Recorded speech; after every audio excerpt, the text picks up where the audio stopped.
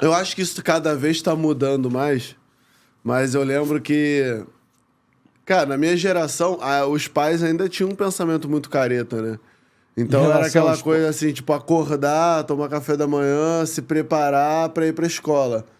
Pô, o Eric já era um moleque, já tinha ido pra praia, já tinha surfado, já chegava, tipo, tinha feito um lanche e ia pra escola, sabe? Tipo, já chegava tudo salgado. Pô, isso, cara, é uma parada muito maneira, né? É uma parada que, tipo, a criança admira isso, os amigos admiram isso e os pais, pô, tinham que admirar isso também, né? Tinham Ainda que, mais vindo da minha família, né? Não, tinham que proporcionar isso pras crianças, né? Porque, eu acho... Sempre falo assim, mas eu estudo... Pô, aí o estudo fica em que lugar? Eu falo, cara, o estudo é muito importante. Claro que é muito importante para a formação do jovem, para um futuro, para várias coisas. Mas eu acho que tem outras coisas na vida que elas são tão relevantes quanto. E a gente está provando isso no mundo hoje em dia, né? Você vê caras muito bem-sucedidos, que criaram coisas incríveis, inventaram coisas incríveis, hoje em dia são bilionários, são... gênios que nem foram na faculdade. Tipo, outro dia eu vi uma entrevista do Elon Musk que ele até falou assim: você já foi pra Harvard? Aí ele, eu não, mas quem trabalha pra mim foi. Então, tipo. Incrível, né? Às vezes. Porque, ainda mais no mundo hoje em dia, né? Você ter a liberdade de você ser criativo, de você abrir os olhos pra outras coisas. Claro que o estudo é importante, ele é uma coisa que você vai levar ali, né, até a sua formação ali, pós-adolescência. Quem quiser, óbvio, quem quer faz a faculdade, mas até a formação ali, pós-adolescência ali, ela é muito importante, até para o convívio com os amigos, educação e tudo mais. Mas eu acho que tem outras coisas, como esporte, como a liberdade também para você criar outras coisas, é muito importante e é importante que os pais deixem as crianças explorar isso, sabe? Incentivem isso. Eu acho que, na minha opinião, os meus filhos foram criados, eu sempre deixei fazer o que eles querem, né? Mas junto com a educação, né? Claro. Porque sem uma boa educação, você não cresce no seu segmento. E outra coisa que eu te pergunto, é importantíssimo fazer o que você gosta, né? No caso, meus pais, meu tio era presidente da Caixa Econômica, o outro era juiz, eu comecei a fazer direito e parei. Você sempre fez o que gosta, né? Sempre. Mas é assim, lá em casa, se fosse pela minha mãe, por exemplo, minha mãe sempre foi um amor minha mãe é meu anjo, mas se fosse pela minha mãe ela tinha uma preocupação, e tá certo, ela tinha uma preocupação, tipo, o que meu filho, você tem que, estudo era primeiro, segundo, terceiro, quarto, quinto lugar. Se eu não tivesse batido o pé, eu teria, tipo, aberto mão do surf, né? Porque na cabeça dela falava, deixa pra surfar depois dos 18 anos. As pessoas não entendem isso. Isso não existe, não dá. Né? Então, se eu não tivesse batido o pé, e isso rolou até um apoio do meu pai. Então, assim, acho que até a minha relação com meu pai, teve momentos cruciais, assim, que eu nunca tive uma relação boa com meu pai. Mas teve momentos cruciais que um desses foi quando ele falou, não, você quer ser surfista? Então vai, se dedica. Dropa essa vai onda. Levando o estudo ali como der, mas pode se dedicar aí ao surf. E minha mãe, como assim? Aí, são visões diferentes, né? E ele falou, não, vai lá, eu acredito em você. Vai lá. Eu estudei no Santo Agostinho, né? Fui até convidado para se retirar, mais ou menos expulso, porque era uma escola muito rígida, né? Muito rígida. Frei Firmino, Frei Valentim, Frei Vicente, os caras faixa preta, né? E sou até amigo do volta e meia no Santo Agostinho, eles reúnem os alunos dos anos 60, 70, 80, então é legal encontrar a galera. É uma escola muito maneira, eu estudei lá, mas... rígida. É isso, a minha vida começou a deslanchar, assim, depois que eu saí de lá. Claro, foi uma escola que me deu uma base muito forte, foi muito importante para minha educação. Mas, cara, minha vida começou assim, fora escola, começou a desenvolver melhor depois que eu saí de lá. Enquanto eu tava lá, ela era muito rígida, né? Era muito difícil. Eu me lembro que o Eric, a gente falava com o Frei, dá para liberar para ir na sexta-feira para uma competição, eles não eram abertos, né? Aí isso era educação, mas eu acho que falando de Santo Agostinho e boas escolas de uma forma geral, é importantíssima a base para a educação, né? Total. Que é essa base que vai fazer você ter crescimento, bons patrocinadores, boa relação, poder falar em público, tudo isso, né? É muito importante, tanto que É uma coisa que eu sempre falo pro meu filho, independente do que você queira ser, que ele é o meu mais velho, ele é muito ligado ao esporte. E eu falo, independente do que você queira ser no esporte, é importante que você leve a escola, né, de uma forma que você consiga se formar ali, ter uma boa educação e tudo mais. Isso é importante. Por exemplo, o meu filho... Qual a idade dele, o mais velho? O mais velho tem 11 anos. 11 anos.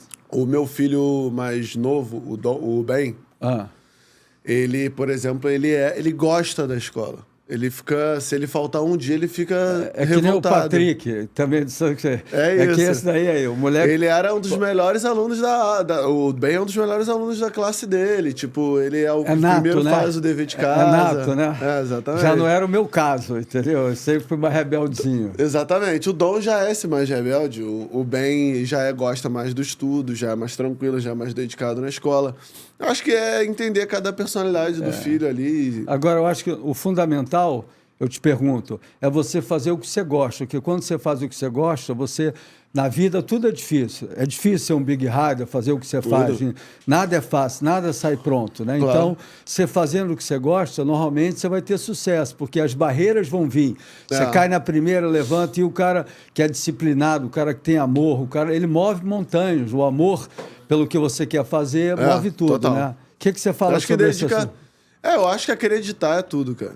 Porque eu já vi, assim, né, tudo... Não só dentro do mundo do surf, mas o que eu vi na minha vida, assim, pessoas com vontade superando o talento. Né? Tipo, isso é uma coisa que ele, inclusive, já falou, então eu não preciso... não é uma... pelo contrário, é um elogio. O Mineirinho, o Adriano de Souza, ele nunca foi o surfista mais talentoso. Mas era focado. Mas ele era o mais determinado. E ele foi campeão mundial. Então ele é uma prova viva de que o esforço, a dedicação e o treino supera, às vezes, o talento. Tinha surfistas, não é que ele não seja talentoso, ele era talentoso, sempre foi. O que eu tô falando é que ali no Tour, quando ele foi campeão mundial, existia surfistas mais talentosos que ele. Talentosos. Eu levei o Mineirinho pela primeira vez com 12 anos para o Havaí, né? Fui pegar ele no aeroporto, né? E eu concordo com você, eu admiro ele muito pela sua raça, pelo seu talento e pela disciplina, né? Ele chegou lá, garotinho, 12 anos no Havaí, peguei ele no aeroporto, aí depois já vi ele caindo no Waimea, pequenininho, um pouco mais tarde depois, né? E ele é um cara assim, nas baterias eu via que ele competia com grandes atletas, Kelly, os tops do mundo, e ele ia lá, traçava o seu objetivo, ia lá, pam, derrubava o cara, né? Então, realmente... Outro dia eu vi outro cara também, né? Que foi um campeão, o Conor McGregor, que foi o cara do UFC, ele falando, tipo... sobre isso, sobre o esforço superar o talento. E a disciplina tá junto disso daí, né? Porque É claro que, assim, no surf, se o cara é absurdamente talentoso, ele vai ser reconhecido, porque todo mundo vai olhar e vai ver, nossa, ele é muito talentoso. E surfa muito. Ele vai ter os patrocínios, vai ter tudo. Mas na competição ali, que é uma combinação de talento com dedicação, com você saber competir e tudo mais... ali você consegue, às vezes, fazer o esforço superar o talento. Até voltando um pouco que você está falando, né, na minha época, quando eu competia, eram as 3 melhores ondas. Então, você com 3 melhores ondas, se você não é um cara tão talentoso, você pode fazer uma média maior se você tiver uma boa escolha, né? E eu sempre tive um bom preparo físico, né? Então, as baterias, antigamente, tinha final de Saquarema que era 1 hora. Então, Mar Grande, quando chegava depois de 30 minutos, 40, já acabava o gás. Então, quando você é preparado, né, isso me ajudou muito. Muitas vezes eu mesmo nunca me considerei um surfista tão talentoso, mas consegui ganhar de caras que eram muito melhores do que eu. Agora eu te pergunto, hoje em dia não adianta só o talento. Para ser um grande campeão, precisa ter talento, um nutricionista, um psicólogo, um bom patrocinador e sorte. Preparador físico, né? E bons patrocínios. Tem muitas coisas ali que você consegue fazer. Vou dar exemplo de 2 caras para mim que foram os surfistas mais talentosos do surf e nunca ganharam, assim, nunca foram campeões mundiais, nunca fizeram nada muito relevante dentro da competição. Bruce Irons. Chegou a ganhar uma etapa lá da Indonésia e ganhou a AJ Cal, claro. Mas ele Nunca fez nada relevante. Bruce Arians, Danny Reynolds, Jamie O'Brien, sempre foram caras muito talentosos que quando chegava ali na competição não conseguiam se adaptar. Isso é uma realidade. Danny Reynolds foi do Tour e vários anos tu via que o Tour queria ele ainda no Tour, tentava empurrar ele com a barriga ele, mas ele na competição não ia. Porque competir também é muito diferente de free surf, né? Você tem que ter aquela determinação, como o Medina. Mas o surf você consegue ver o cara... Assim, no futebol, o cara é muito talentoso, tipo, ele precisa demonstrar isso dentro da competição, né? Porque você precisa estar ali jogando e te mostrar isso dentro de um time. Agora, no surf, o cara, por si só, por ser um esporte individual e por ser um esporte que tem filmes de surf, hoje em dia os Instagrams, né, que todo mundo replica as coisas, as revistas que eram muito fortes na minha época. Então o cara só muito talentoso, ele conseguia se destacar no mundo do surf. Né? Ele conseguia ficar muito reconhecido mundialmente, ter os melhores patrocínios. Tanto que o exemplo disso foi o Jamie O'Brien, o próprio Bruce Arians, o Danny Reynolds. Os caras eram os melhores, os mais bem patrocinados, com os melhores patrocínios, ganhando rios de dinheiro. O skate também é um pouco assim. Tem caras que não se dão bem na competição. Tipo, tem um cara chamado Shod, que é um cara que não se dá bem na competição, mas é eleito um dos melhores skatistas. Pelo talento dele. Você acha que, eu vendo o Eric, né? Eu acho que o skate ajuda, quando você é criança, ajuda muito nessas manobras modernas, né? Acrobáticas, como tem hoje em dia. Né? O que você acha? Acho que ajuda. Na verdade, o que eu acho é que o skate e o surf sempre andaram muito juntos, né? Tu vê ali os Lord of Dogtowns. Dogtown. Né? Nesse filme mostra ali que os caras eram surfistas, né? E foram pro skate e tudo mais.